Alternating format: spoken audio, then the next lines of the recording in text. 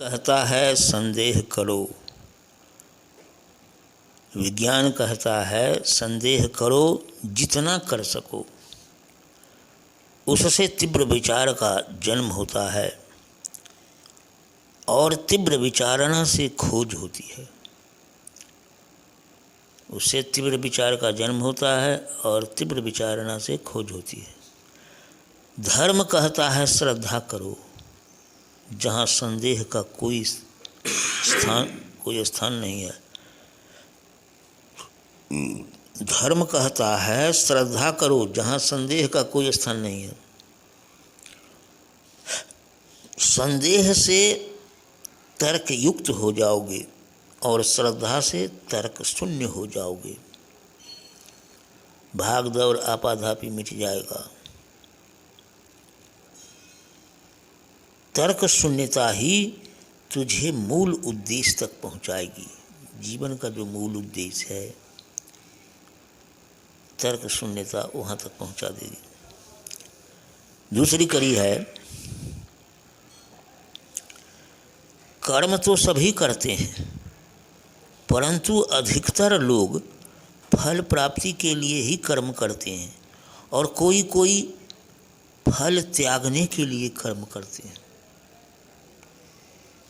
वह अरबों में कोई बिरला है जो फल त्यागने के लिए कर्म करता है। योगी जो कर्म फल से रहित होकर कर्म करता है, वही कर्मों का सौंदर्य है। भगवान ने भी गीता में कहा कि कर्म फल का त्याग ही कर्मों की कुशलता है। कर्म फल की अंतिम गति स्वर्ग तक ही जाती है, उससे बड़ा फल नहीं मिलेगा।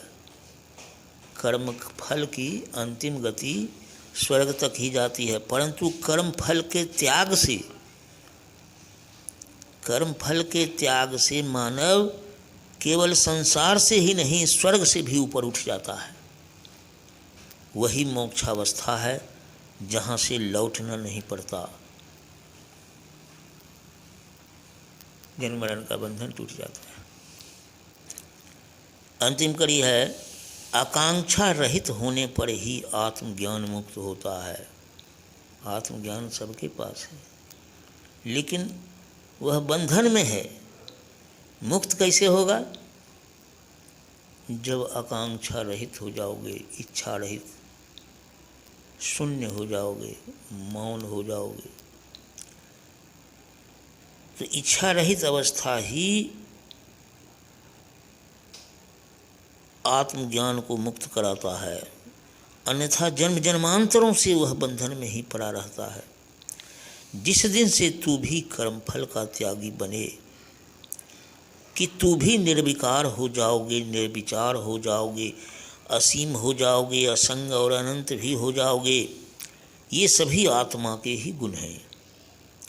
निर्विकार होना, निर्विचार होना, असीम असंग अनंत होना, ये सभी आत्मा के गुण हैं। इस प्रकार तू आत्म भाव में प्रवेश करते जीते जी मुक्त हो जाओगे। आत्म भाव में प्रवेश कैसे होगा? कर्म फल के त्याग से। तो आत्म भाव में प्रवेश करते जीते जी मुक्त अवस्था का बोध होता है। परंतु कौन बनेगा कर्म फल का त्यागी? जो अपने लिए जीना छोड़ देगा। बस एक ही शर्त है,